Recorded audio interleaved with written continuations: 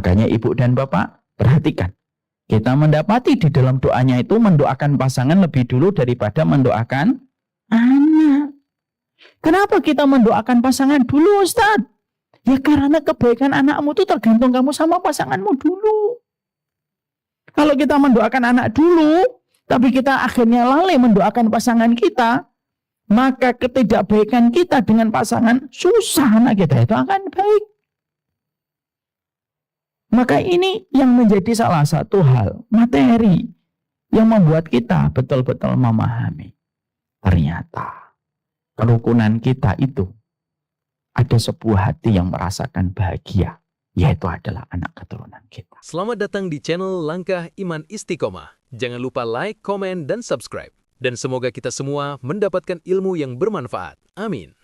Alhamdulillah, tentunya senantiasa kita bersyukur betul kepada Allah atas seluruh nikmat yang Allah telah berikan pada kehidupan kita. Syukur itu merupakan salah satu amalan yang begitu besar pahalanya, Ibu. Kenapa syukur itu merupakan amalan yang begitu besar pahalanya di sisi Allah? Karena orang yang syukur itu memiliki keridhaan maksimal kepada Allah. Ridho itu kunci, Bu. Maka syukur itu pintunya. Kalau kita sudah ridho, maka kita akan mudah bersyukur kepada apapun yang telah Allah berikan pada kehidupan kita. Takaran Allah tidak pernah salah, bagian Allah tidak pernah keliru yang Allah tetapkan pada kehidupan kita. Kalau kita ridho, makanya kunci dari segala kebaikan amalan hati terletak pada ikhlas dan ridho. Orang yang ridho, justru Allah semakin ridho kepadanya. Kalau kita itu selalu memberikan keridhoan. Ketika kita yakin Allah tidak pernah salah. Ketika kita yakin Allah tidak pernah membenci dan mendolimi setiap makhluknya. Maka ridho itulah yang akan melapangkan hati kita untuk mudah bersyukur kepada Allah Subhanahu wa Ta'ala. Semakin ibu ridho, tidak protes, lapang hati kepada keputusan Allah, maka sesungguhnya semakin Allah itu ridho kepada ibu. Saya ambilkan sebuah contoh. Saya sekitar 1 bulan yang lalu, saya punya rezeki lebih, Bu. Saya kumpulkan anak-anak saya. Saya kasihkan mereka hadiah. Biasanya saya memberi hadiah kepada mereka setiap tanggal 30. Jadi tanggal beli mainan itu tanggal 30. Karena saya punya rezeki lebih, saya ingin untuk memperlihatkan syukurnya kepada anak-anak. Saya kumpulkan anak-anak. Kamu pengen beli apa, nak? Kamu pengen beli apa? Satu persatu anak-anak saya menyebutkan hadiah apa yang mereka inginkan. Ada salah satu anak saya, Bu, berkata kepada saya, kalau saya terserah Abi aja, seridonya Abi aja. Ketika saya mendapatkan kata-kata itu, malah justru saya pengen mengujinya. Saya berkata, kalau terserah Abi, seridonya Abi, ya udah, nggak usah beli. Ya kalau memang Abi ridhonya nggak usah beli, ya enggak apa-apa. Ketika kita sebagai orang tua mendapatkan ada anak kita berkomentar ridho dengan apa yang kita berikan kepadanya, kita sebagai orang tua itu benci atau tambah sayang? Tambah sayang. Pengen ngasih hadiah yang ditetapkan atau pengen ngasih hadiah lebih? Misalnya hadiah lebih. Yang sebelumnya hadiahnya tidak boleh lebih dari 100.000, tapi karena ucapannya, maka saya ingin ngasih hadiah lebih dengan apa yang dia sampaikan kepada saya di dalam memberi jawaban. Itu analogi sederhana, Ibu. Keridhaan anak kepada orang tua menjadikan orang tua itu jatuh hati kepada anak. Kita ini kadang jatuh hati sama anak kita bukan karena anak itu paling tampan, bukan karena anak itu paling cantik. Kadang-kadang karena sikap lapang hatinya dia ketika menerima kita dengan apa yang kita sampaikan. Sebenarnya begitu juga kita dengan Allah. Kita itu akhirnya akan gampang dalam kehidupan itu kalau sudah ridho, dan ridhonya itulah yang akan memberikan kepada kita kelapangan hidup.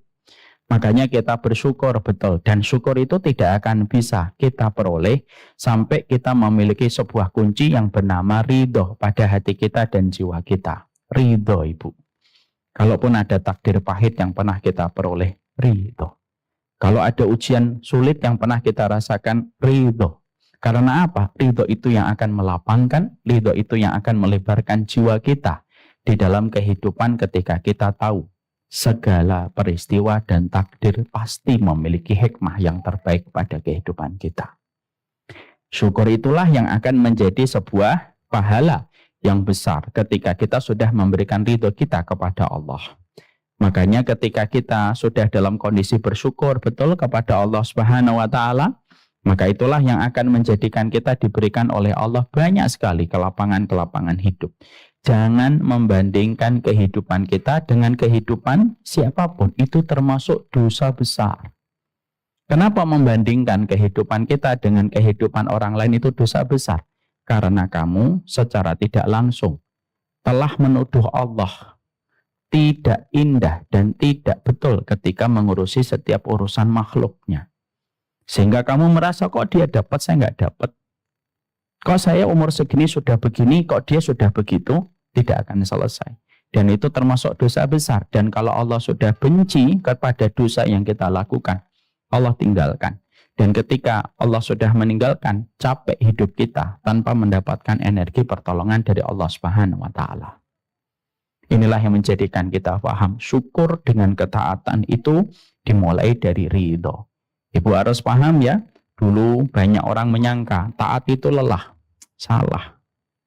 Taat itu memang lelah, tapi lebih melelahkan lagi kalau kita jauh dan tidak mendapatkan pertolongan dari Allah. Itu lebih melelahkan. Semoga Allah bimbing hati kita untuk senantiasa bersyukur kepada Allah, memiliki hati yang ridho kepada setiap keputusan yang Allah telah berikan pada kehidupan kita. Tidak ada yang salah dari takarannya. Tidak ada yang salah dengan rekening ibu. Tidak ada yang salah dengan pekerjaan bapak. Tidak ada yang salah dengan pekerjaan anak kita hari ini. Tidak ada yang salah dengan pencapaian menantu kita hari ini. Yang salah itu cara kita menerjemahkan setiap ketentuan yang sudah Allah buat untuk kita. Kadang-kadang anak kita, Bu, ada yang belum kerja, membuat kita sebel. Tapi justru ketika kita sakit, anak itu yang pertama kali selalu menolong kita. Kadang-kadang ada anak kita yang kerja, kita bangga, kita sering cerita sama orang. Tapi kadang-kadang anak itu yang sering banyak alasan ketika kita sedang butuh ditemani menuju ke rumah sakit. Kita tidak pernah tahu kebaikan. Yang kita harus lakukan, ridho kepada keputusan Allah. Ridho atau tidak ridho? Angkat tangannya. Angkat tangannya semuanya. Mari kita ucapkan bareng-bareng sembari kita resapi dalam hati kita. Raditu billahi rabbah wa bil islami dinah wa bi Muhammadin nabiyya wa rasulah. Saya ridho ya Allah. Ya, itu yang akan melapangkan hati kita. Jangan lagi ya nyalah-nyalahin. Jangan lagi nyalahin anak kita. Kenapa kamu belum nikah? Kenapa dia sudah nikah? Kenapa dia sudah punya anak? Kamu belum punya anak. Sudahi menyalahkan Allah. Istirahatkan jiwa kita dari setiap pengaturan yang sudah Allah atur sebaik-baik pengaturan kepada manusia. Kenapa anak kecil, Ibu? Mereka itu tenang karena mereka tidak pernah ikut campur urusan orang tua. Anak kecil lihat yang di bawah 5 tahun. Anak kecil itu di bawah 5 tahun orang tuanya punya utang, orang tuanya stres. Anaknya tetap senang aja selama orang tuanya pulang. Pernah nggak Ibu melihat ada anak Ibu umur 4 tahun gitu ya, di kamar pojok begini gitu. Dek, lagi apa dek? Mikirin cicilan mah? Nggak ada. Mereka tetap senang, dibelikan cilok dia sudah gembira, ngelihat bapaknya pulang jadi kuda dia sudah gembira, melihat ibunya senyum, tidak banting pintu, tidak banting gelas, dia sudah senang banget. Kenapa? Dia tidak ikut intervensi atas apa yang ada pada pengaturan bapak dan ibunya. Dia yakin bapak ibunya itu akan mengatur dia dengan pengaturan yang terbaik. Istirahatkan jiwamu. Karena yang membuat kita lelah, yang membuat kita letih, bukan karena Allah. Yang membuat kita lelah, bukan letih itu apa? Karena kita tidak mau menyerahkan pengaturan kita hanya kepada pengaturan Allah yang terbaik. Semoga Allah jadikan hati kita ridho dalam segala hal. Ibu-ibu yang semoga Allah rahmati dan Allah berkahi. Kita tentunya paham. Salah satu ulusan yang kita harus mengerti itu Ibu adalah bagaimana kita di dalam kehidupan ada sebuah takdir paling panjang yang hadir pada kehidupan kita. Apa takdir yang paling panjang dalam kehidupan kita? Takdir itu bukan takdir ketika kita melaksanakan haji, karena melaksanakan haji biasanya berapa? 40 hari. Takdir yang paling panjang pada kehidupan kita bukan takdir ketika kita melaksanakan umroh, karena umrohnya kita itu adalah 9 hari sampai 14 hari. Tapi salah satu takdir terpanjang pada kehidupan kita itu apa? Salah satu takdir terpanjang pada kehidupan kita adalah takdir pernikahan. Itulah yang menjadikan kita memahami betul bahwasanya pernikahan itu merupakan salah satu takdir teristimewa pada kehidupan kita. Makanya kita mendapatkan ada 3 perkara yang Allah janjikan di dalam pernikahan yang Allah tidak pernah janjikan kepada setiap syariat di luar pernikahan. Ketika kita membaca di dalam surat Ar-Rum ayat 21, Allah menyampaikan kepada kita, wa min ayatihi an khalaqalakum min anfusikum azwaja litaskunu ilaiha wa ja'ala bainakum mawaddatan wa rahmah. Allah itu menyampaikan kepada kita, ini merupakan ayat yang sangat populis dan ayat yang sangat famous dan viral kalau ada pernikahan. Di antara ayat-ayat Allah itu dijadikan kalian itu berpasang-pasangan dengan sebagian dari kalian yang lainnya, supaya kalian itu mendapatkan 3, kata Allah. 1, litaskunu ilaiha, supaya kalian itu merasa tenang. Yang kedua, supaya kita merasakan cinta yang sangat mendalam, yang disebut dengan mawaddah. Dan kita merasakan rahmat pada akhir kehidupan kita ketika kita menikah dengannya. Siapapun ibu yang hari ini menjadi suami ibu, dia bukan laki-laki biasa. Dia laki-laki yang telah ditakdirkan 50.000 tahun sebelum Allah menciptakan langit dan bumi. Siapapun yang menjadi istri saya, nama siapapun, dia merupakan perempuan yang telah ditakdirkan 50.000 tahun sebelum Allah menciptakan langit dan bumi. Memberikan kepada kita betapa dahsyatnya kehidupan kita di dalam pernikahan, sampai pernikahan itu diucapkan dalam bentuk ijab qabul yang begitu singkat, tetapi berdampak panjang sampai pada kehidupan di akhirat. Berapa banyak suami yang akhirnya mereka masuk surga karena mendapatkan pertolongan dari anaknya. Berapa banyak istri yang akhirnya masuk surga karena suaminya memberikan ridho kepada dirinya, dan dia kaget ketika di depan surga, setiap pintu-pintu surga memanggil namanya, ketika dia mendapatkan seorang suami yang begitu mudah memberi ridho kepada dirinya sebagai istri. Dan begitu banyak orang nanti ketika di depan surga saling memberikan syafaat antara suami dengan istri.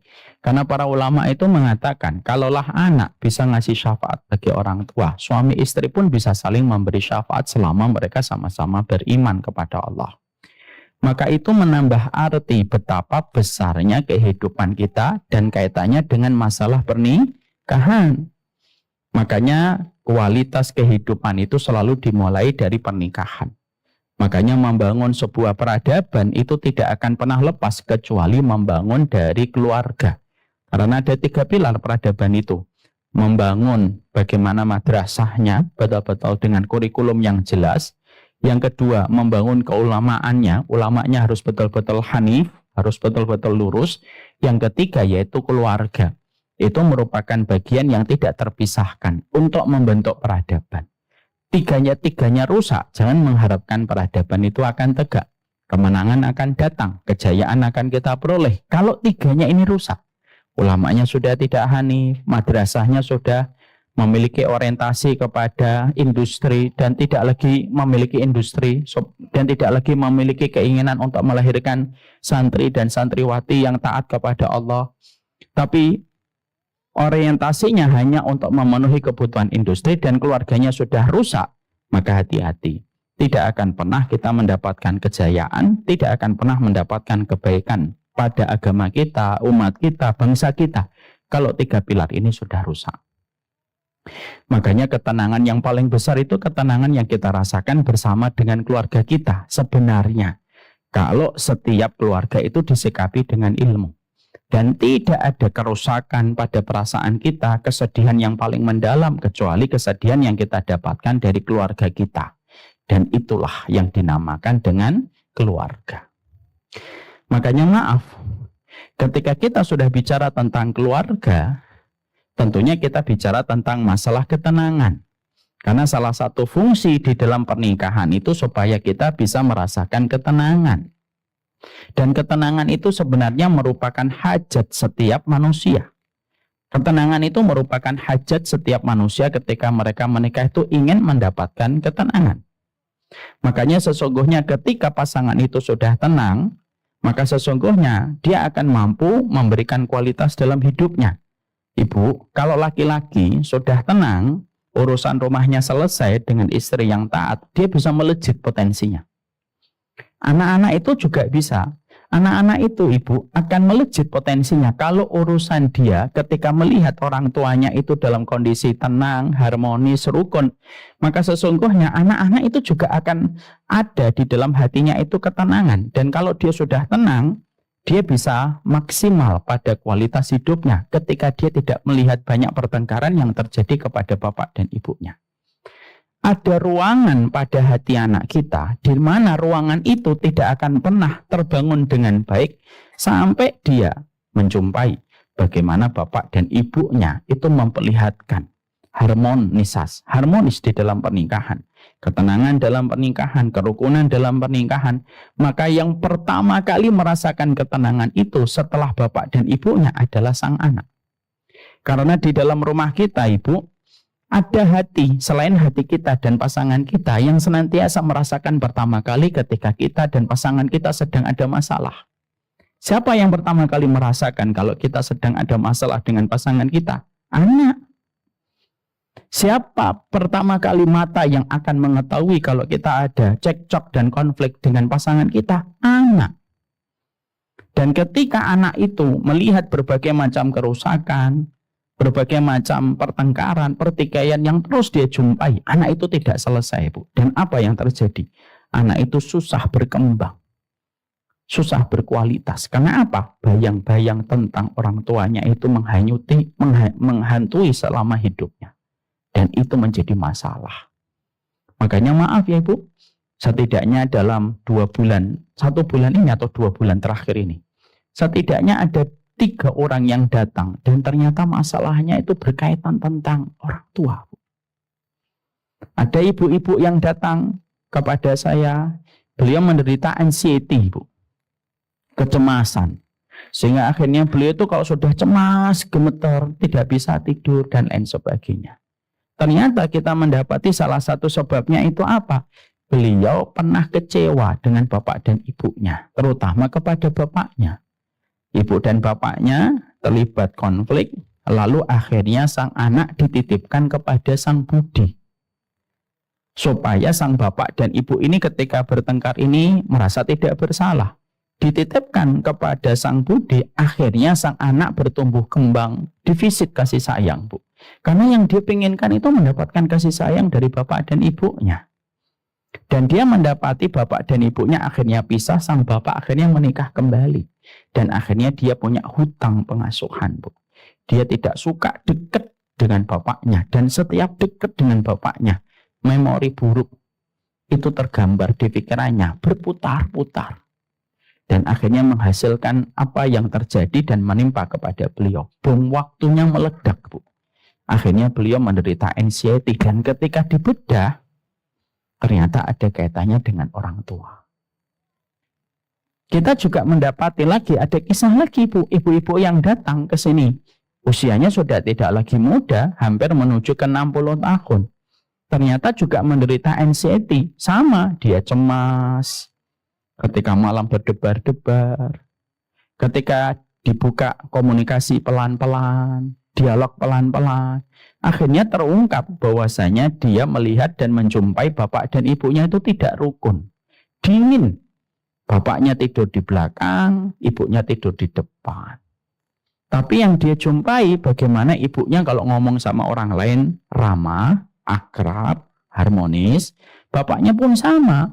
Kalau ngomong sama orang lain itu rukun. Bapaknya juga supel. Tapi pertanyaan dia dari semenjak SD itu adalah, kenapa ya kalau mereka sudah pulang ke rumah, mereka tidak pernah bicara? Ya, hal itu disangka biasa. Tapi ternyata itu tidak biasa. Sang anak ini merekam tiap waktu, tiap saat, dari SMP, dari SD ke SMP, ke SMA, sampai kuliah, sampai beliau punya keluarga, sampai punya anak, anaknya sudah mau nikah. Itu akhirnya terjadi dan ternyata pada saat ketika usianya tidak lagi muda, pecah bom waktu itu. Dan ketika ditelusuri gitu, karena kalau kita bicara dengan orang yang cemas itu kayak kita ngambil kutu di rambut, pelan-pelan, set gitu. Benar, dialognya pelan-pelan. Dan ternyata terungkap bahwasanya ternyata salah satu di antara pemicunya itu adalah ketika dia terlalu lama melihat ketidakharmonisan yang terjadi kepada bapak dan ibunya. Ini memberikan kepada kita arti, Bu. Makanya betul kalau Allah menyampaikan kepada kita pada surat Al-Furqan 74 yang kita sama-sama sudah menghafalnya. Rabbana hablana min azwajina wa dzurriyyatina qurrata a'yun waj'alna lil muttaqina imama. Makanya kita mendapati Allah menyampaikan kepada kita, ya Allah, anugerahkanlah kepada kami pasangan-pasangan kami yang qurrata a'yun, meneduhkan jiwa kami, anak-anak yang menjadi qurrata a'yun. Dan ayat itu diberikan closing, Bu. Ayat itu diberikan penutup, dan penutupnya itu memberikan perintah kepada kita untuk merenung. Apa penutup pada ayat itu? Waja'alna lil muttaqina imama. Jadikanlah kami itu pemimpin bagi orang yang bertakwa. Kalau kita mau membedah secara korelasi, apa korelasi dari permintaan kita supaya kita mendapatkan pasangan yang qurrata ayun? Tapi permintaan yang terakhir itu kita meminta supaya kita mendapatkan, kita itu menjadi pemimpin bagi orang yang bertakwa. Disitulah para ulama itu menerangkan, karena dirimu dan siapapun yang kamu cintai tidak akan pernah melesat itu kualitasnya, tidak akan pernah menjadi pemimpin orang yang bertakwa, tidak akan pernah menjadi leader dalam kebaikan kalau dia tidak mendapatkan pasangan-pasangan yang qurrata ayun di dalam pernikahan mereka. Jadi akibatnya itu apa? Kalau kamu tidak mendapatkan qurrata ayun, kamu susah untuk melesat. Kalau kamu tidak mendapatkan pasangan yang qurrata ayun, kamu susah untuk melejit. Karena ternyata kita mendapatkan perkataan para ulama, semua pahlawan Islam itu, Ibu, lahir dari keluarga-keluarga yang qurrata a'yun. Sehingga ketika kita memahami ini, rukunnya ibu dengan bapak itu bukan hanya untuk urusan hatinya ibu dan hatinya bapak, tapi untuk anak-anak kita yang pertama kali akan merasakan nikmatnya. Bertengkarnya ibu dengan bapak itu bukan hanya ibu dan bapak yang bersedih. Yang pertama kali sedih sebelum ibu bersedih itu anak-anak kita. Makanya kadang-kadang jujur deh kita dapatkan anak-anak kita kalau ngelihat kita selaku orang tua rukun, bercanda, gojek, biasanya anak-anak kita nanti akan ngambil handphone, moto orang tuanya ketika lagi bercanda. Karena hadiah yang tidak dalam bentuk fisik yang dirasakan begitu indah oleh anak kita itu apa? Melihat orang tua mereka bisa pergi berdua, pulang sambil bercanda. Itu sudah cukup mereka merasakan sebuah ketenangan. Kalau anak kita sudah tenang, Bu, maka dia akan mampu memikirkan apa kualitas pada hidupnya ketika dia sudah mendapatkan ketenangan bernama rumah tangga. Makanya maaf ya, itulah kenapa dalam Islam kita ini kalau mendapatkan kekurangan pasangan kita tidak diperbolehkan cerita kepada kepada anak. Kenapa, Ustadz? Supaya anak kita itu bersih melihat orang tuanya. Jangan malah ketika kita lagi ada masalah, lagi bertengkar sama suami kita, anak kita mendapatkan suplai materi yang begitu berlimpah tentang kekurangan bapaknya. Sini, Pak. Sebenarnya mama itu nggak mau cerita, tapi ya gimana ya? Ini mama harus cerita nih. Papamu itu, masya Allah, naudzubillahi min dzalik gitu. Yang akhirnya sang anak itu dia akan begitu berat gitu. Akhirnya dia mungkin akan sulit untuk hormat kepada bapaknya. Kenapa? Karena terlalu banyak dia mendapatkan input dari orang tuanya tentang kekurangan bapaknya. Sebagaimana bapaknya ketika lagi bermasalah dengan istrinya, lalu dia ngajak anaknya makan, lalu dia menceritakan kekurangan ibunya. Padahal anak kita tidak ada kebutuhan tentang materi kekurangan dari pasangan kita. Kenapa Islam itu menegaskan bahwasanya tidak boleh menceritakan kekurangan pasangan kepada anak? Karena anak itu lembaran putih. Biarlah lembaran putih itu dia melihat bapaknya itu dengan sosok yang dia cintai. Dan biarlah anaknya itu melihat sosok ibunya itu yang dia kagumi dan dia takzimi. Kenapa? Karena dia melihat sang bapak takzim, sang bapak cinta kepada istrinya, sang istri takzim kepada suaminya. Dan itu akan menjadi sebuah ketenangan. Makanya sekali lagi, ternyata bertengkarnya kita dengan pasangan itu bukan hanya tentang kita, tapi tentang anak-anak kita yang terluka. Sebelum hati kita merasakan sedih tentang pertengkaran kita, ada anak kita yang bersedih. Sebelum kita terluka dengan pertengkaran kita, ada anak kita yang terluka. Dan kalau mereka sudah tidak mendapatkan rumah itu tenang, jangan salahkan kalau mereka mencari ketenangan di luar rumah. Dan akhirnya mereka membangun loyalitasnya kepada teman-teman geng dan bestinya lebih besar. Kenapa? Karena sesungguhnya sang bapak dan ibu tidak pernah memberikan input ketenangan kepada perjalanan hidupnya ketika bertambah dewasa. Jadi terkadang ibu bukan anak yang salah, kita yang salah. Tapi tidak pernah mau merasa disalahkan. Kadang-kadang bukan anak yang durhaka, kita yang durhaka. Kita marah-marah gitu sama bapaknya anak-anak di depan anak-anak. Kita lah jatuhkan kehormatannya. Kita ngomong, kita bentak suami kita di depan anak-anak ngeliatin. Mungkin diem. Tapi dia akan mencatat itu dengan detail dan bisa jadi memori itu tidak akan pernah dia lupa. Ada seorang bapak, lalu dia kecewa sama istrinya pada satu pagi, lalu dia bentak-bentak istrinya di depan sang anak. Mungkin anak ketakutan karena bapaknya sudah marah. Tapi di dalam hatinya akan tergores.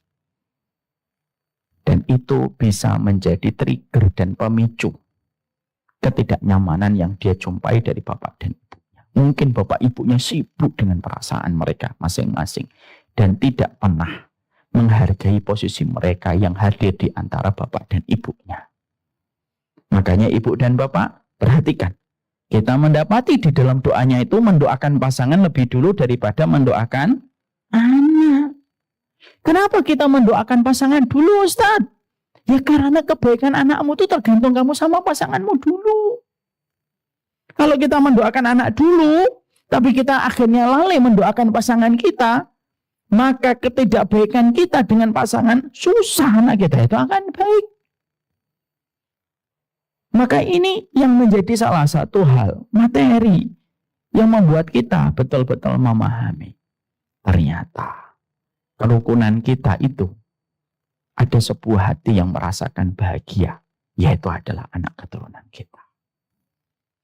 Setelah kita memahami, ternyata antara kita dan pasangan kita, itu ternyata Masya Allah ya anak kita yang paling merasakan. Saya ingin menyampaikan di antara ilmu pernikahan yang sama-sama kita belajar. Saya juga bukan orang yang pengalaman, tapi juga kita belajar dari ilmu dan kita belajar pula dari setiap kesalahan kita.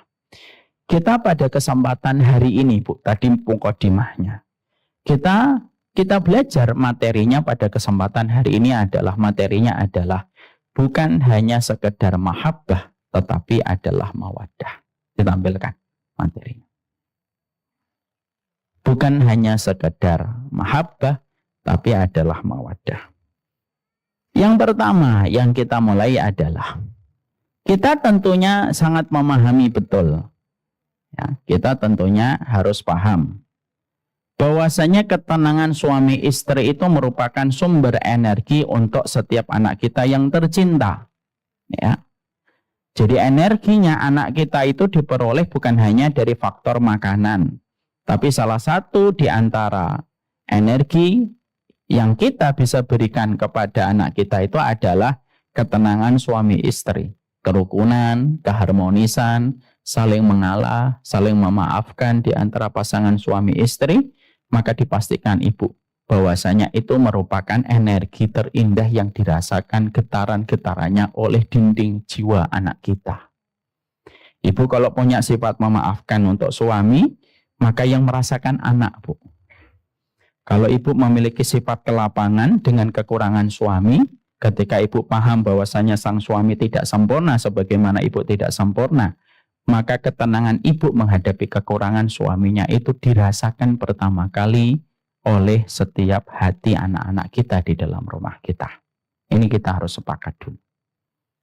Makanya akhirnya ketidakrapian suami istri, siapa yang pertama kali merasakan akibat pahitnya itu adalah anak kita tercinta, Bu. Makanya kalau ada anak misalkan ditanya di dalam sebuah riset ataupun penelitian, anak itu kalau ditanya apa momen yang paling tidak bahagia di dalam rumah, biasanya jawaban mereka selalu seragam dan selalu satu frekuensi. Kondisi yang paling tidak enak di dalam rumah itu adalah ketika melihat papa dan mama bertengkar. Ibu kan dulunya pernah jadi anak, ya atau tidak? Apa momen yang paling tidak kita sukai? Kalau bapak dan ibu kita bertengkar, kan? Dan biasanya memorinya tidak akan pernah mudah hilang di dalam pikiran dan hati kita. Saya, contohnya. Saya ini, alhamdulillah sekali, lahir dari bapak dan ibu yang rukun. Mayoritas waktunya mereka. Mereka rukun di masa tua juga rukun sampai mereka saling berbagi, sampai di antara mereka menuju kepada alam barzakh. Tapi Ibu, saya ini pernah pada waktu kelas 2 SD melihat langsung pertengkaran bapak dan ibu saya. Sekali-kalinya seumur hidup saya. Kelas 2 SD berarti saya umur 8 tahun. Berarti kalau saya sekarang umurnya 45, walaupun kelihatan 44 ya, 45. Jangan terlalu tegas. 45 dikurangi 8 itu berapa? Berarti 37, 38, 37. 37 tahun yang lalu. Tapi memori itu tidak pernah saya lupa. Ibu saya habis nyuci baju, terus beliau ke dapur, bapak pulang dari kantor. Entah apa yang mereka bicarakan, mereka berteriak, ibu juga berteriak. Lalu akhirnya bapak pergi selama 2 hari. Itu sekali-kalinya, Bu. Dan setelah itu tidak pernah mereka bertengkar secara lisan di depan saya. Setelah itu kalau mereka bertengkar tuh biasanya mereka diem-dieman, silent treatment. Kalau ibu saya sudah ngomong, bilang sama bapakmu, ini bertengkar. Kalau bapak saya sudah ngomong, bilang itu sama ibumu, sudah selesai enggak masakannya? Gitu. Saya nanya, Bu, bapak nanya, masakannya sudah selesai belum? Nanti ibu saya jawab, bilang sama bapakmu belum. Saya itu kadang-kadang saya kayak tukang pos di rumah. Maka itu biasanya mereka bertengkar. Tapi pertengkaran silent treatment itu saya nggak pernah ingat. Tapi pertengkaran lisan itu selalu saya ingat. Dasternya ibu saya masih saya ingat sampai sekarang. Bajunya bapak saya pakai t-shirt, Bu, saat itu pakaian putih. Vespanya Piaggio yang warna abu-abu masih saya ingat. Dan pertengkaran sekali-kalinya seumur hidup saya melihat mereka bertengkar 37 tahun lalu. Tapi itu tidak pernah saya lupakan. Karena memang qadarullah bapak dan ibu orangnya itu lembut, jadi jarang bertengkar sebenarnya. Tapi sekali-kalinya pernah kepleset bertengkar. Itu sudah cukup menjadi pembuktian kepada kita. Suami istri itu kalau sudah bertengkar tentunya yang pertama kali merasakan sakit dan sempit dadanya adalah anak kita. Saya kalau tanya sama ibu, pasti momen ketika dulu mungkin ibu pernah lihat bapak dan ibunya bertengkar, mungkin sampai sekarang tidak akan pernah lupa. Maka itu menunjukkan kepada kita bahwasanya ternyata disitulah kita harus paham. Membangun dan merayakan cinta pada kehidupan kita itu penting. Karena setiap kita nanti merasakan ketenangan bersama dengan pasangan kita, maka sesungguhnya kita sedang merencanakan kebaikan dan kualitas untuk anak kita. Setelah kita paham bahwasanya kebutuhan kita terhadap pernikahan dan ketenangan itu sangatlah besar. Terutama kalau kita memang sayang sama anak, maka yang kita harus upayakan itu adalah merayakan cinta kita dengan sebuah ketenangan dan keharmonisan bersama dengan pasangan kita. Karena yang mengingat kita dan melihat kita itu adalah anak-anak kita. Disinilah kita ingin membahas pada kesempatan ini. Di dalam membangun rasa cinta itu di situ ada kata mahabbah, ada kata mawaddah. Ustadz, kalau saya harus membangun ketenangan bersama suami, di situ kan ada cinta. Cinta itu mahabbah. Maka kita menyampaikan bahwasanya di dalam kita pernikahan yang kita harus pahami, ada yang namanya mahabbah, ada yang namanya mawaddah. Dan keduanya itu berbeda. Dan hasilnya pun nanti akan berbeda. Ketika kita nanti mengetahui bagaimana mengiris perbedaan antara mahabbah dengan mawaddah. Perhatikan tulisan itu, Ibu. Mahabbah itu apa? Selama ini kita mengatakan bahwasanya kekuatan paling besar kita bersama dengan pasangan kita itu kan cinta. Cinta itu biasanya disebut dalam bahasa Arab dengan kata apa? Mahabbah. Makanya kan banyak istri menamakan suaminya di kontaknya dengan kata hubbi. Itu kalau lagi seneng aja. Nanti kalau lagi ngambek juga diganti. Maka mahabbah itu apa? Mahabbah itu kecondongan hati untuk menyayangi seseorang sebatas pada urusan dunia semata. Makanya mahabbah itu umum, Ibu. Mahabbah itu dirasakan siapapun. Mau beriman, tidak beriman itu bisa merasakan mahabbah atau tidak? Bisa. Nikah dan tidak nikah bisa merasakan mahabbah? Bisa. Anak SMA dan anak baru kuliah bisa merasakan mahabbah? Bisa. Bahkan Romeo dan Juliet, walaupun saya tidak suka dengan figur dua orang ini, tapi Romeo Juliet itu disebut sebagai simbol cinta. Itu betul, itu namanya mahabbah, walaupun berakhir tragis dengan mati bunuh diri. Itu mahabbah, cinta. Tapi apakah memang di dalam kita menikah itu yang dibutuhkan hanya mahabbah? Emangnya betul bahwasanya kita sering mendengar di televisi bahwasanya biarkan cinta yang menyelesaikan masalah? Tidak bisa. Cinta kok nyelesain masalah? Tidak bisa. Ada nggak orang yang saling mencintai tetapi mereka terpisah dan tidak pernah tersatukan dalam pernikahan? Banyak. Makanya orang-orang yang nulis sinetron itu sebenarnya suruh ngaji di Samilak.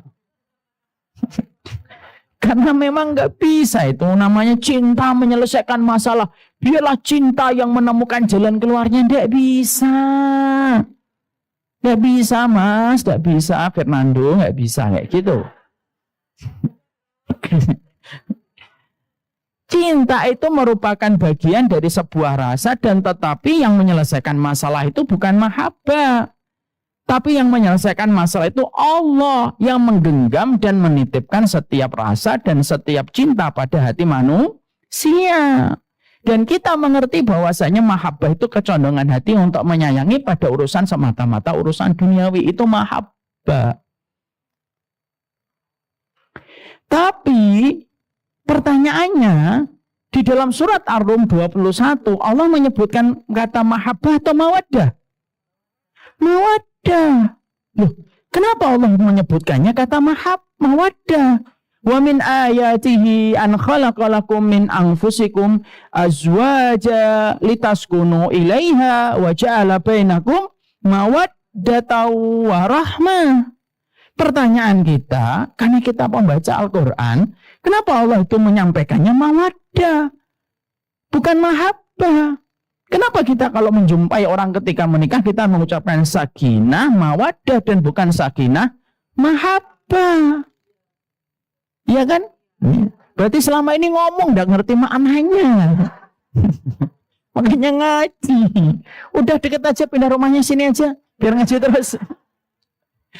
Maka sesungguhnya kita mengucapkan sakinah, mawaddah dan warahmah. Lalu apa bedanya Ustadz antara mahabbah dengan mawaddah? Supaya ketika kita mengetahui kenapa Allah menggunakan kata mawaddah dan pertanyaannya, apa bedanya dengan mahabbah? Lalu nanti kita bertanya, rumah tangga saya mahabbah atau mawaddah?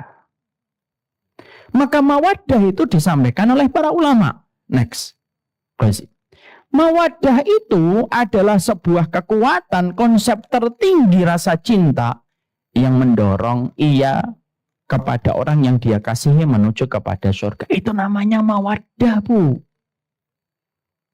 Itu namanya mawaddah. Jadi konsep tertinggi cinta dalam Islam itu bukan mahabbah, tapi konsep tertinggi dalam cinta itu namanya mawaddah. Mawaddah itu apa? Konsep tertinggi dalam cinta untuk mendorong orang yang ia cintai menuju kepada surga. Itu namanya mawaddah. Cintanya dalam, saking begitu dalamnya, dia tidak ingin ketemu di dunia, tapi ingin berjumpa kembali di akhirat. Itu namanya mawaddah. Ya, itu namanya mawaddah. Makanya kalau ada bapak ibu bertengkar, lalu akhirnya dua-duanya emosi dan berkata, moga-moga nanti di akhirat gak ketemu kamu. Itu bukan mawaddah. Karena konsep tertinggi dalam rasa cinta itu apa? Mawaddah. Cintanya itu mendalam, lalu diikat oleh Allah cintanya, saling membutuhkan dalam taat, saling berhajat dalam ibadah. Dan keinginannya untuk menuju kepada surganya itu besar. Dan itulah yang disebut dengan mawaddah. Orang yang mahabbah belum tentu mawaddah. Tapi orang yang mawaddah pasti mahabbah. Sehingga ketika kita dalam kehidupan ini kalau hanya menghiasi rasa cinta, ketika kita menikah, mengerjakan perkara-perkara misalkan kita rekreasi, ketika kita liburan, itu hanya mahabbah. Tapi ketika kita dalam pernikahan itu bukan hanya menghiasi dengan mahabbah, tapi sudah saling mengingatkan kepada ketaatan. Maka itulah yang disebut dengan mawaddah. Dan mawaddah itu merupakan perkara yang akan membantu Allah, akan dibantu sama Allah. Diberikan pertolongan kepada setiap orang ketika mereka sudah memberikan konsep cintanya itu mawaddah. Nanti kita akan sampaikan bab itu. Tapi kita bedakan dulu antara mahabbah dengan mawaddah. Ada pasangan saling cinta, Bu. Tidak bisa pisah. Bahkan mereka tiap pagi lari, tapi istrinya pakai celana pendek. Misal, bukan berarti kita lebih baik. Misal, contoh aja.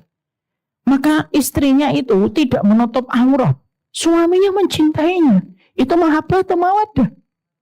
Itu mahabbah. Ketika ada suami istri, lalu mereka janjian untuk makan malam di satu restoran. Mereka akhirnya merayakan bagaimana pertemuan mereka. Mereka saling mengingat bagaimana perjumpaan mereka pertama kali. Tapi hanya sebatas itu. Itu mahabbah atau mawaddah? Itu mahabbah. Adapun mawaddah itu adalah konsepnya lebih tinggi daripada konsep sekedar mahabbah. Ketika ada seorang suami, ketika melihat rambut aurat istrinya itu kelihatan, lalu dia mengatakan dan berbisik kepada istrinya, "Dek, Ma, rambutnya kelihatan." Langsung dia rapikan. Itu mawaddah. Ketika bapak dan ibu lalu akhirnya duduk bareng-bareng, lalu ketika sang suami berkata atau istrinya berkata, "Mas, kamu kan tiap hari sholat di masjid."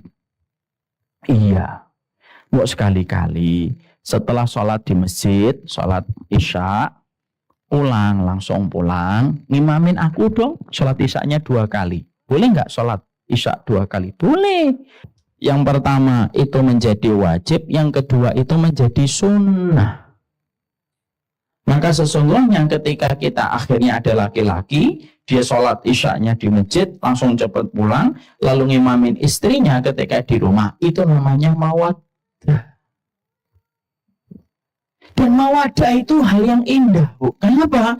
Karena kita tidak melulu merasakan hanya masalah cinta. Tapi kita membawa konsep cinta kita menuju kepada tempat terindah dalam kehidupan untuk merayakan cintanya kita bersama pasangan kita, yaitu adalah di surga dengan kata mawaddah itu. Banyak orang itu terkadang hanya mahabbah, tapi belum tentu dia mawaddah. Sehingga akhirnya dia menikmati aja perjumpaannya, pertemuannya, tapi tidak pernah ada kajian, tidak pernah membaca Quran bareng-bareng, tidak pernah sholat malam bareng-bareng. Mungkin orang-orang itu rukun, tidak pernah bertengkar, tapi konsep cintanya hanya sebatas mahabbah. Orang yang hanya mencintai mahabbah itu masih banyak cobaan yang nanti akan dihadapi. Makanya Masya Allah, saya tuh pernah nanya sama ibu saya begini. Ibu, apa doanya ibu yang saya tidak pernah menyadarinya? Lalu saat itu ibu saya itu ngomong, ada 2 doa ya, nak, yang kamu itu mungkin tidak menyadarinya. Apa itu ibu? Ibu saya berkata, yang pertama, ibu itu berdoa, selalu berdoa. Semoga Mas Yusar dan Mbak Risma wafat sebelum ibu wafat. Saat itu mungkin kisah ini pernah saya sampaikan. Saat itu saya nanya sama ibu, kenapa ibu gitu? Ya supaya ibu menuntaskan setiap tugasnya dan pekerjaan yang Allah berikan kepada ibu. Dan ibu menepati janjinya. Kelihatannya kok Masya Allah gitu, tenang gitu. Allah nitip, lalu saya kembalikan keduanya, lalu siap-siap, lalu saya siap-siap untuk kembali kepada Allah. Saat itu saya megang pahanya ibu, ndaklah ibu panjang umur, insya Allah Mas Yusar dan Mbak Risma panjang. Dan saya tahu betul, doanya ibu yang pertama tidak dikabulkan. Kakak saya perempuan meninggal 6 tahun setelah ibu. Kakak saya Mas Yusar sama saya masih hidup sampai sekarang. Di situ kita mendapati bahwasanya ada kata-kata yang selalu saya soroti. Ibu pengen menepati janjinya sama Allah. Jadi kata-kata itu yang sering saya pakai gitu ya. Hidup kita itu sebenarnya sedang menepati janjinya sama Allah. Ada yang kedua. Yang kedua apa ibu? Yang kedua itu ibu selalu meminta gitu. Kalau boleh. Ibu tidak ingin wafat setelah bapak. Kalau bisa wafatnya sebelum bapak. Saya tanya kepada ibu, kenapa bu gitu? Karena ibu tidak bisa membayangkan bagaimana nanti beribadah tanpa ada bapakmu. Karena ibu terbiasa sholat malam bareng, ngajinya bareng, kemana-mana bareng gitu. Jadi ibu tidak bisa membayangkan kalau sudah tidak ada bapak. Biarlah ibu meninggal dulu. Karena saya tahu bapak itu pasti kuat setelah ibu meninggal dunia. Dan untuk yang kedua ini Allah kabulkan. Ibu meninggal 5 tahun sebelum bapak. Tapi dari percakapan itu saya paham betul bu. Saya merasa ditampar dengan kata jawaban dari ibu. Saya selalu menyangka konsep tertinggi dalam kehidupan manusia itu cinta. Tapi dari percakapan dan dialognya ibu saya dengan saya baru tahu konsep tertinggi itu bukan cinta. Konsep tertinggi itu ketika kita dijadikan hatinya sudah satu klop dengan pasangan kita, lalu kita menjalani ketaatan, dan kita tidak bisa membayangkan ibadah tanpa kehadiran dirinya. Sebagaimana botol ketemu dengan tutup yang pas. Itulah yang dinamakan dengan konsep tertinggi pada masalah cinta. Makanya kan saya sudah sering nyampaikan kan ibu, gimana bapak saya setelah ibu meninggal dunia hari Senin, seminggu beliau tidak tahajud. Saya tidak bermaksud mencucikan siapapun di hadapan Allah. Banyak orang lebih soleh, tapi saya cuma cerita yang saya tahu. Bapak saya itu seminggu tidak sholat tahajud. Sebagai anak yang tahu bagaimana bapak itu rajinnya sholat tahajud setiap malam, kan saya nanya sama bapak, kok bapak nggak tahajud gitu. Bapak saat itu menyampaikan jawaban. Bapak bukannya tidak tahajud, nak. Bapak belum siap. Kalau nanti bapak tahajud, lalu bapak salam, yang biasanya ibumu di sebelah kanan, pakai sajadah biru. Saya tahu sajadahnya ibu memang biru, pakai mukena putih. Dan itu tidak lagi bapak lihat ketika sholat tahajud. Kasih waktu bapak untuk bisa menata hati. Insya Allah.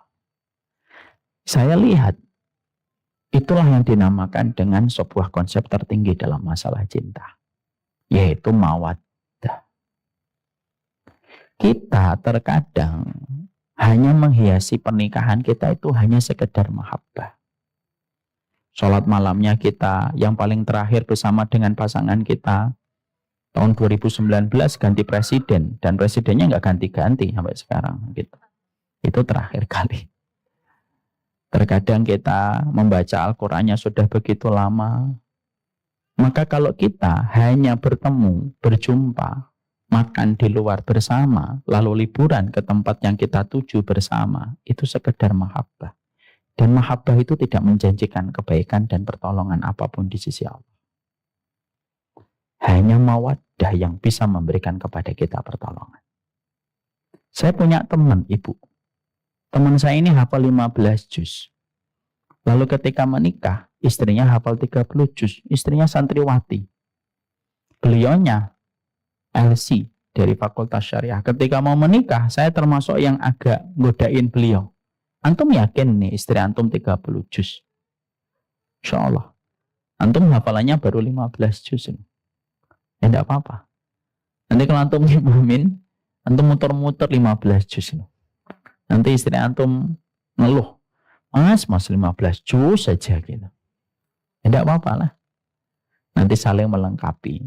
Saya punya ilmu alat yang lainnya yang dia tidak miliki. Dia memiliki sesuatu yang saya tidak miliki. 2 tahun saya pisah dengan beliau. Ketemu lagi dengan beliau. Teman saya ini dari 15 juz sampai 30 juz. Jadi ternyata saya tanya. Saya tidak menduga kalau dia nyetor hafalan itu sama istrinya. Saya tanya, lah kamu ngafalnya di pondok mana? Sama kiai siapa? Ustadz siapa? Oh enggak. Saya ngafalkannya sama istri saya. Jadi setiap habis maghrib dan isya nyetor hafalan. Jadi mungkin istrinya itu kalau habis subuh gitu, duduk bersila. Sini nyetor. Sini nyetor. Itu mawaddah atau mahabbah, Bu? Mawaddah. Wah, saya nggak bisa Ustaz kalau 30 juz. Mawaddah itu tidak selalu 30 juz. Ibu nyetor hafalan surat Al-Ikhlas itu mawaddah. Walaupun kebangetan ya. Tapi itu mawaddah. Maka kenapa kita itu harus mawaddah, Ustaz? Karena mawaddah itu yang menjaga kita dari berbagai macam fitnah. Maaf ya, Bu. Nikah itu fitnahnya banyak atau tidak banyak? Banyak. Musibahnya banyak, balanya banyak. Kadang itu tak pergi, tak dijemput, pulang tak diantar, tapi meninggalkan kerusakan yang luar biasa di dalam pernikahan kita. Karena apa? Karena fitnah itu bisa datang ketika kita tidak menyadari apapun. Itu namanya fitnah dalam pernikahan. Ada salah satu jamaah itu cerita sambil sedih beliau. Nikah 25 tahun. 25 tahun. Lalu akhirnya sang suami qadarullah itu kalau habis maghrib sama isya itu tidak mau langsung pulang. Niatnya mulia, pingin untuk nunggu isya. Tapi justru antara isya dengan maghrib dengan isya, dia ketemu perempuan, dia jatuh hati sama perempuan itu, dinikahilah perempuan itu tanpa memberitahu kepada istri pertamanya. Lalu ketika sang istri tahu tentang pernikahan itu, akhirnya mereka pisah, Bu. Fitnahnya muncul antara maghrib dan isya. Ini kalau dibuat judul sinetron bagus banget ya. Antara maghrib dan isya maut kan gitu. Wah, ibu-ibu sudah mulai curiga nanti. Suaminya nanti minta izin, "Mah, nunggu isya, jangan pulang." Tapi di situ kita mendapati fitnah itu bisa datang kapan saja. Makanya kita mendapati sampai ada namanya ipar adalah maut. Hadisnya ada, filmnya juga ada, based on true story. Itu sudah cukup membuka mata untuk kita bahwasanya terkadang orang yang tidak pernah kita anggap sebagai fitnah pun bisa menjadi fitnah besar pada kehidupan kita berkeluarga. Kalau kita tahu fitnahnya begitu banyak, balaknya begitu banyak, musibahnya begitu bertubi-tubi dalam pernikahan, kalau kita tidak melandasi dan melapisi pernikahan kita dengan mawaddah, pertanyaannya sederhana. Terus atas alasan apa Allah harus menolong pernikahan kita? Dan itu jadi teguran untuk kita semua. Dan itu jadi teguran untuk kita semuanya. Ya? Karena itu yang terkadang kita tidak menyadarinya. Saya kenal Dika, kalau misalkan Dika ini nggak pernah kenalin, nggak pernah deket sama saya, terus dia nggak pernah memperkenalkan namanya saya Dika Ustadz, terus dia mungkin membackup saya, mungkin menyertai saya, mungkin nggak kalau ada Dika ada musibah saya menolongnya, mungkin saya nolong, tapi mungkin tidak sepenuh hati. Tapi kalau Dika ternyata orangnya takzim, hormat, selalu menolong, membackup saya. Kalau saya ke Pamulang selalu dia berusaha untuk memberikan yang terbaik untuk saya dalam kegiatan yang saya kerjakan. Tiba-tiba Dika ada masalah. Kira-kira saya nolong Dika atau tidak? Saya nolong, Bu. Karena menolong itu juga punya sebab. Jadi kalau misalkan kita minta tolong sama orang, kalau orangnya nggak mau nolong, kita nggak usah nyalain orang itu. Mungkin kita yang introspeksi, mungkin kita dulu sering nggak perhatian sama dia. Ya memang betul, nggak usah mama. Enggak deh. Oh, ngajar sama ibu-ibu itu harus sabar, nak.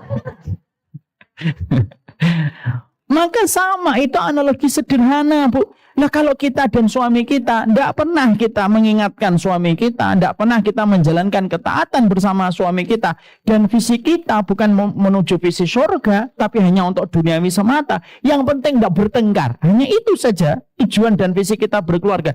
Yang penting tidak bertengkar aja sudah alhamdulillah, Ustadz.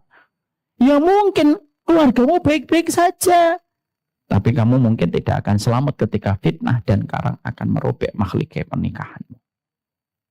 Itu yang membuat kita harus senantiasa membutuhkan ibadah. Pernikahan yang dilandasi dengan ibadah bersama memang lelah. Tapi pernikahan tanpa dilandasi pernikahan tanpa dilandasi dengan ibadah itu lebih melelahkan. Ustadz, kalau saya harus mengingatkan lelah, iya memang lelah. Nikah dengan ibadah itu lelah. Tapi pastikan fix dan confirm, Bu, nikah tanpa ibadah itu pasti lebih lelah. Karena berbagai macam hal akan kita dapatkan dan kita peroleh menjadi ujian dan bala yang tidak ada putus-putusnya hadir pada kehidupan kita. Jadi lelahnya kita ngajak dia untuk baca Quran. Lelahnya kita untuk bangunin anak.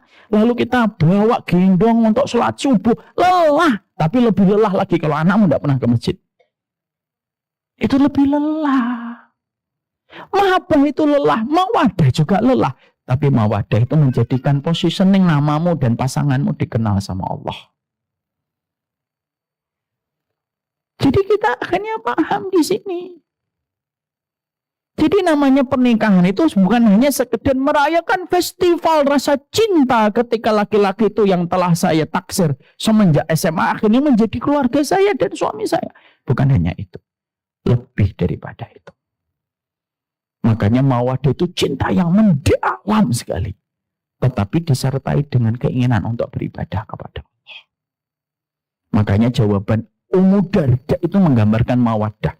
Ummu Darda itu suaminya siapa namanya? Abu Darda. Pintar sekali ya.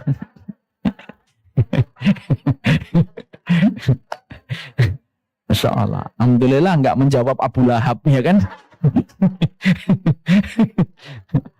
Ya, ada seorang wanita, sahabat wanita Ummu Darda, ketika meninggal beliau ini wanita yang terkenal kecantikannya, kesolihannya. Akhirnya banyak para sahabat melamarnya.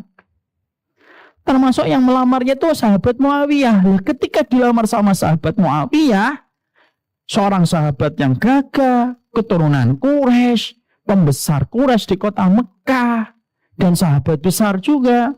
Maka Ummu Darda itu menolak. Lah, Muawiyah itu kaget loh. Orang semacam diriku ditolak. Lalu nanya, kenapa kamu menolakku? Jadi laki-laki kalau ditolak boleh nanya alasannya. Ya misalkan, kok saya ditolak? Kurang tampan apa saya? Gitu. Kalau itu sih lebay sih. Ya, tapi Muawiyah nanya, kenapa kamu nolak? Jawaban dari Ummu Darda itu adalah, Bukan aku menolakmu, wahai Muawiyah, tetapi aku ingin bersama dengan Abu Darda di surga karena aku ingat perkataan Nabi, istri akan bersama dengan suaminya yang terakhir dan cukuplah Abu Darda menjadi suamiku terakhir dunia dan akhirat. Itu mawaddah. Pahami? Jadi mawaddah itu merupakan perkara yang sangat fundamental pada kehidupan pernikahan kita. Ketidaksolatan suami kita berbulan-bulan di masjid itu namanya sudah merusak mawaddah kita sebenarnya. Dan yang kita khawatirkan apa? Kalau sudah hati jauh dari Allah, petikan api sepercik pun akan membakar semuanya. Dan itu yang paling kita khawatirkan. Paham sampai di sini Ibu? Ya. Maka ketika kita memahami bahwasanya mawaddah itu menjadi salah satu hal fundamental pada pernikahan kita, maka kita harus paham, Ustadz, saya ingin menjadikan rumah tangga saya bukan hanya mahabbah tapi menjadi mawaddah. Tapi ingat kaidahnya ini, sebentar, lihat. Rumah tangga nubuwah itu adalah yang tidak tegang dan tidak kaku.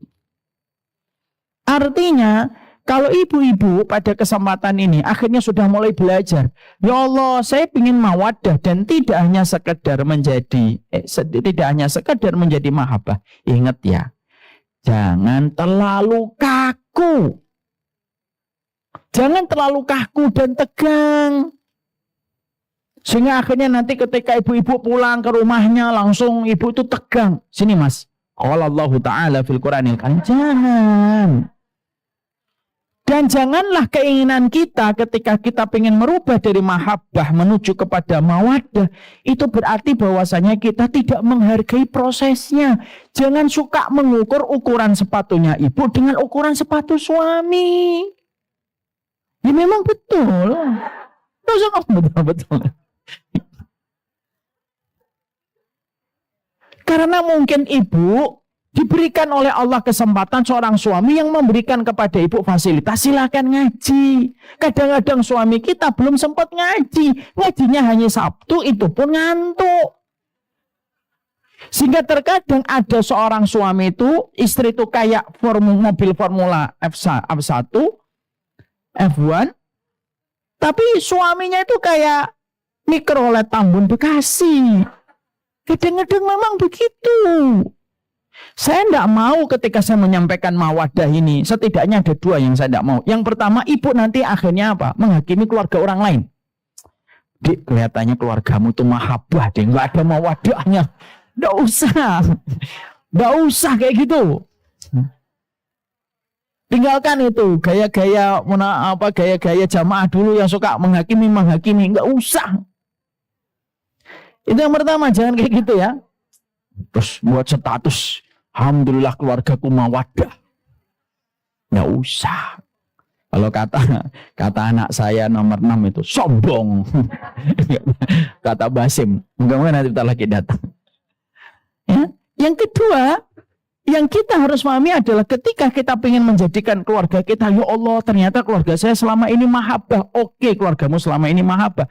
Saya ingin naik giginya, saya ingin upgrading menuju mawaddah. Saya pesan untuk diri saya dan untuk kita, jangan tegang dan kaku. Nabi, keluarganya itu Nabi penduduk surga. Apakah Nabi itu tegang? Tidak. Nabi bercanda. Nabi tidak setiap hari ngomong sama Aisyah, qala Allah Ta'ala wahai Aisyah, duduk qala Allah Ta'ala wahai Aisyah. Tidak.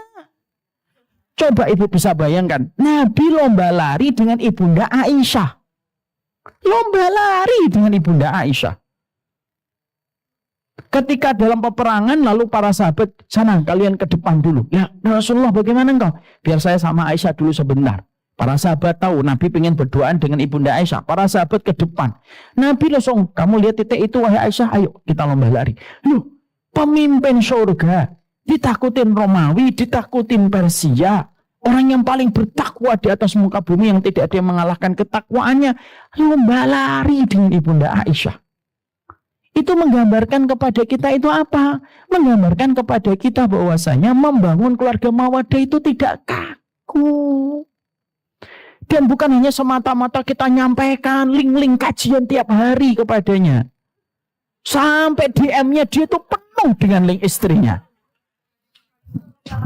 Nah, malah curhat di sini nggak dibuka juga. Udah tahu salah malah nggak dibuka juga. Aduh, sabar saya. Udahlah Bu, pulang-pulang aja ke Mamulang.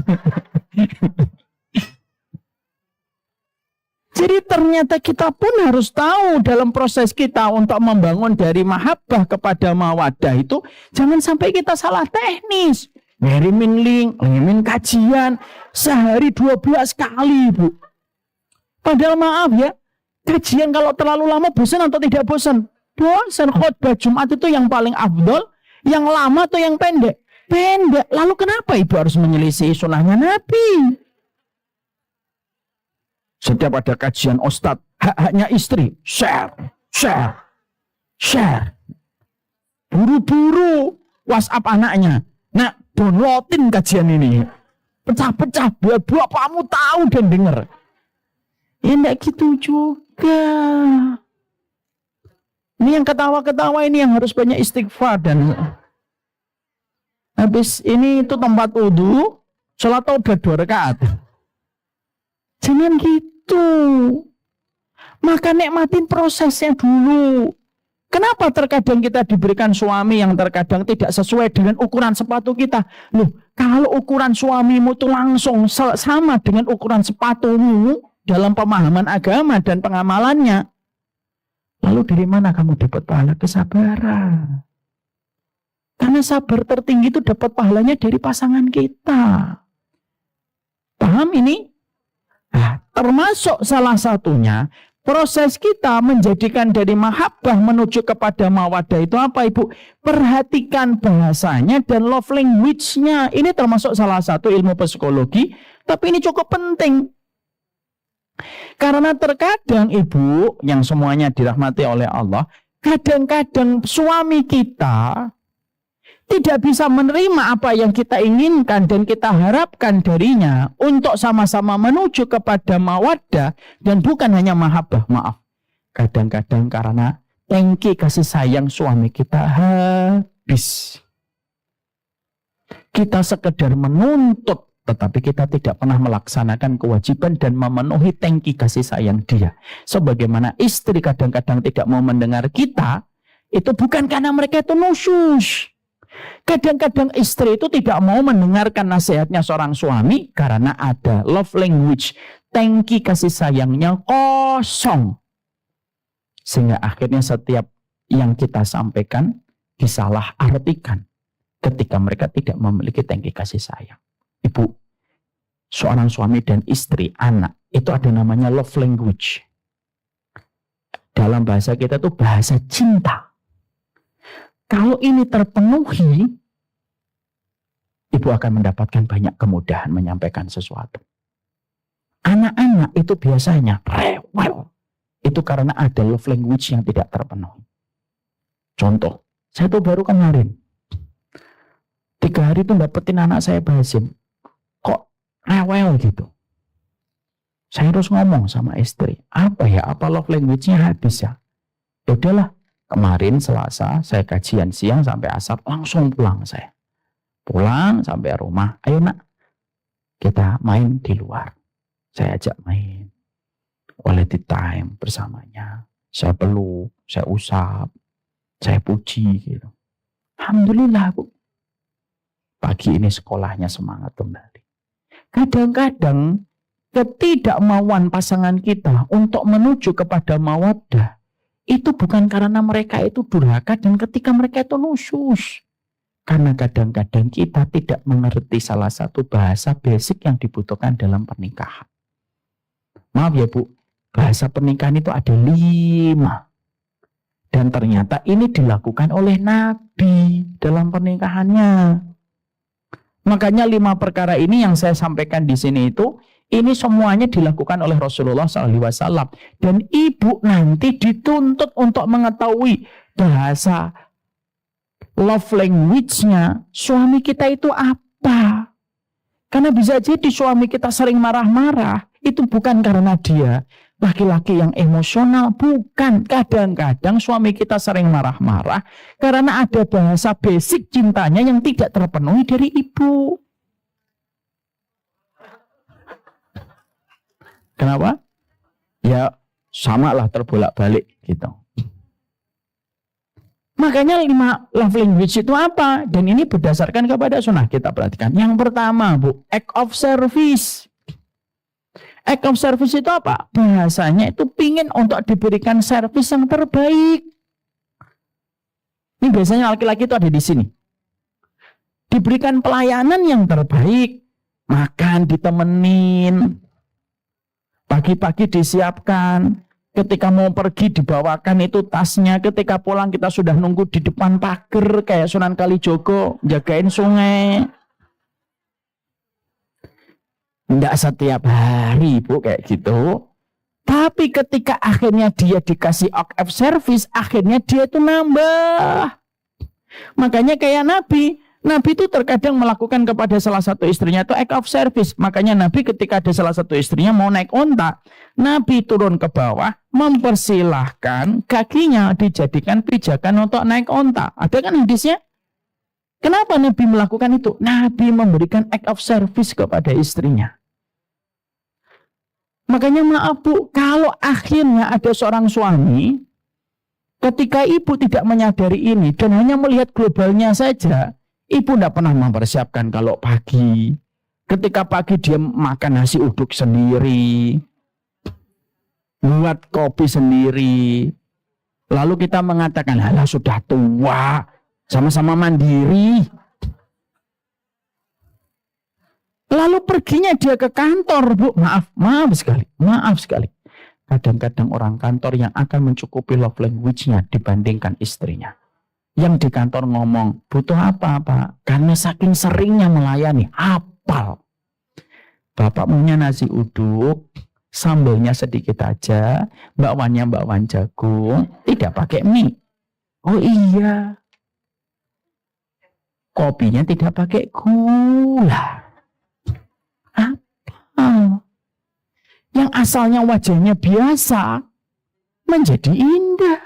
Bukan karena fisiknya, tapi love language-nya terpenuhi dari yang haram.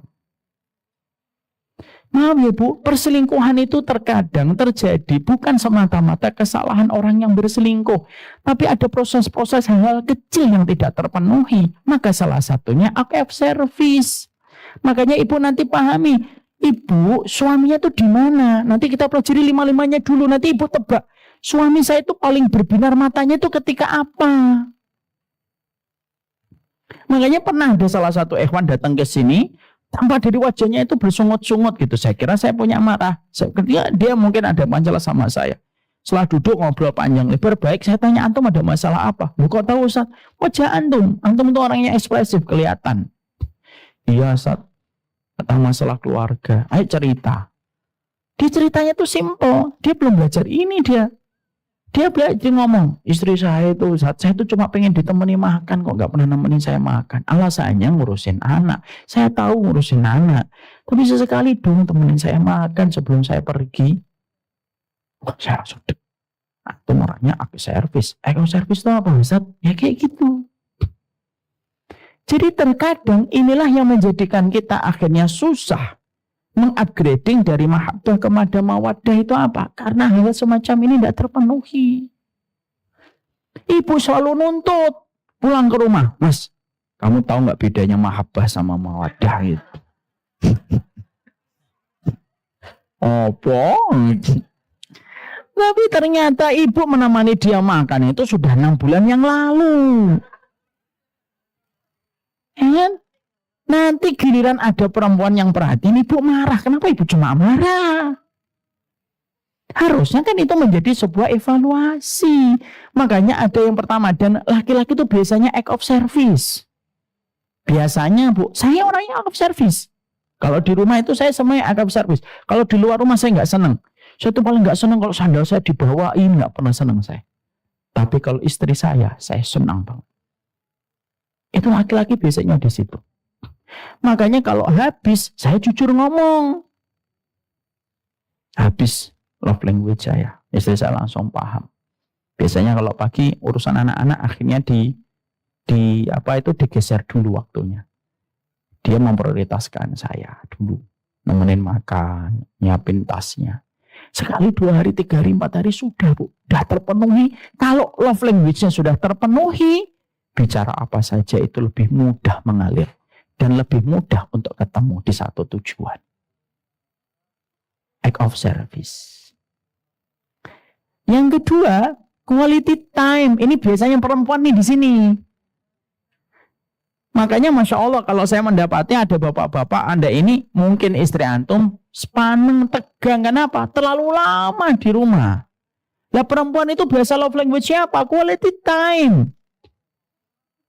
Kenapa? Yang namanya ibu-ibu itu kan memang tawanan. Istri itu tawanan, ya atau tidak, Bu? Kan, ya nggak usah ngomong betul. Istri itu tawanan karena semenjak nikah dia kemanapun minta izin. Dika ini dengerin Dika. Ya? Maka sesungguhnya dia kemana-mana minta izin. Sekalinya keluar paling dicari atau tidak? Paling dicari sama anak-anaknya. Kadang-kadang ibunya, ya Allah nak baru setengah jam. Ibu di mana? Mama di mana? Ibu di mana? Pulang. Karena dia tawanan di dalam rumah. Makanya kalau ada barang hilang yang dicari siapa? Ibunya. Ma, kaos kaki mana? Kenapa nggak tanya bapaknya? Karena bapaknya kaos kakinya hilang. Hilang. Makanya perempuan itu biasanya quality time. Makanya Dika kalau antum melihat istri antum, kalau ditanya sudah pendek-pendek, gimana? Ya, enggak. Kalau istri antum sudah pendek-pendek itu bukan berarti dia nusus. Jangan buru-buru mengatakan istri nusus. Tidak ada untuk ridho dari suami. Jangan gitulah. Bisa jadi istri kita itu dalam kondisi sumpek. Iya nggak usah itu ada tahu, makanya saya wakili. Nanti tolong kajian yang 2 jam potong yang ini aja ya. Yang tadi nggak dipotong. Maka quality time. Makanya ketika semacam itu ajak muter. Makanya saya tuh sampai beli motor, salah satunya pertimbangannya itu apa? Bukan apa-apa, saya beli motor itu untuk bisa ngajak ibu kadang-kadang keluar. Ngurusin 8 anak, gak capek Bu. Makanya ketika nutup pintu tuh saya sudah bisa ngerasa ini. Nutup pintunya doang, wah ini love language-nya habis. Karena wanita itu kalau merasakan sesuatu tuh ngomong. Cuma dengan pikirannya, nggak dengan lisannya. Jadi kita tuh harus nebak. Jadi perempuan itu kalau ada apa-apa itu ngomong, cuma di pikirannya doang. Jadi kita harus nebak, oh ini love language. Makanya kadang-kadang akhirnya, ayo diajak, istri saya itu ibu diajak muter-muter galaksi. Makan cilok, itu udah seneng dia. Es coklat dia sukanya itu. Coklat seneng pulang, kita sudah gembira gitu. Makanya kadang-kadang sebelum kita membuka pintu atau sebelum membuka pagar itu, saya kadang bercanda, sudah, jangan langsung dibuka. Kenapa? Mari kita mulai hari yang membagongkan ini. Karena kan ketemu anak-anak. Tapi itu quality time. Makanya dia itu harus melihat istri antum apa. Oh quality time saat istri saya sering diajak keluar 3 hari sekali. Ajak muter aja ke Bekasi gitu. Istri antum ada? Mana dia? Masya Allah. Sering diajak keluar nggak? Masya Allah. Dia takut jawabnya. Maka yang kedua itu quality time. Yang ketiga, word of affirmation. Suka muji Bu. Karena kadang-kadang ada tipe laki-laki itu suka dipuji Bu. Karena apa? Menunjukkan heroisnya dia ketika dipuji sama istrinya dan keluarganya.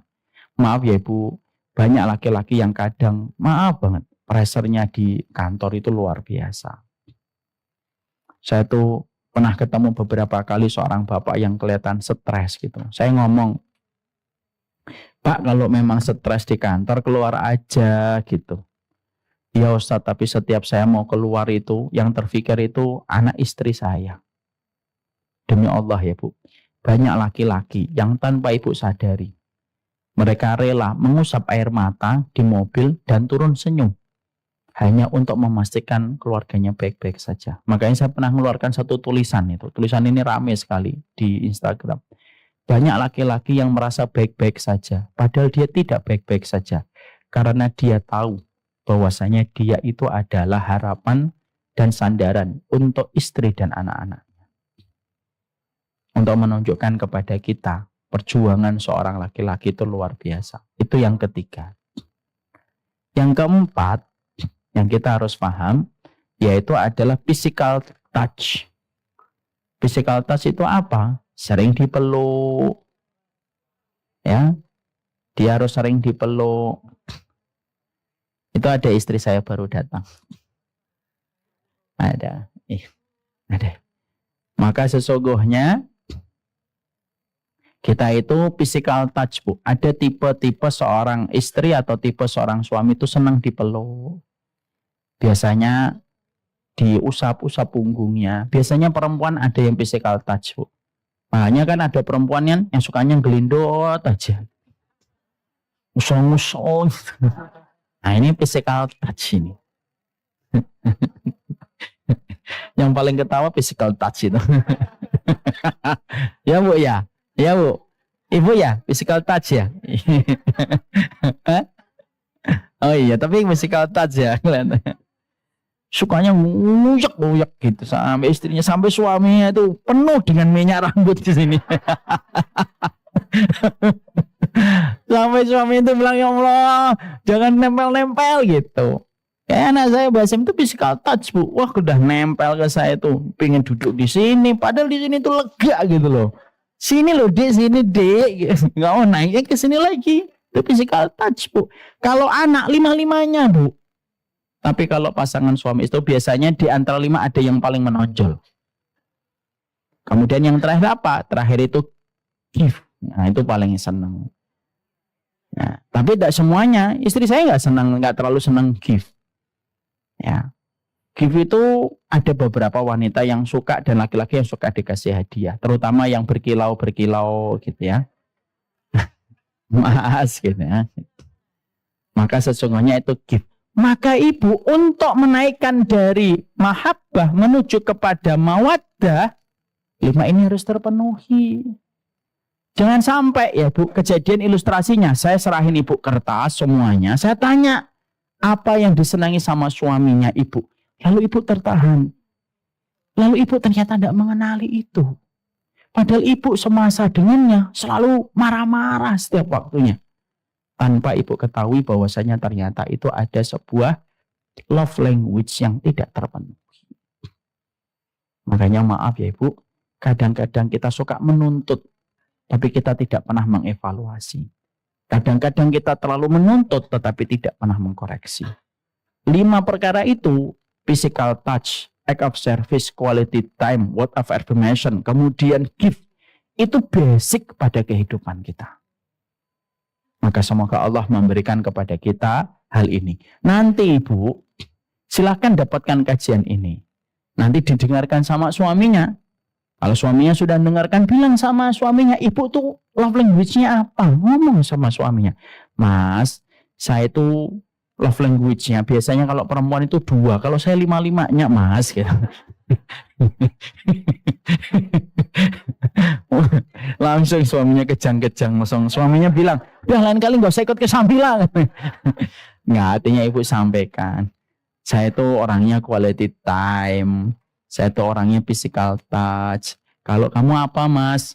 Kesukaanmu? Saya tuh sukanya tuh act of service, saya pengennya dilayani, pengennya kalau malam itu handphone itu kamu yang ngecasin. Saya bisa ngecas. Tapi kalau dicacin sama dirimu itu lebih seneng. Jadi jangan kita langsung alasan gitu, mentang-mentang suaminya pelari maraton gitu. Terus setiap pagi nggak mau ngambilin nasi, kita ngomong, udahlah ngambil nasi Mas, mau nggak mau lari maraton aja bisa, ngambil nasi nggak bisa. Ini istri macam apa? Jadi jangan begitu.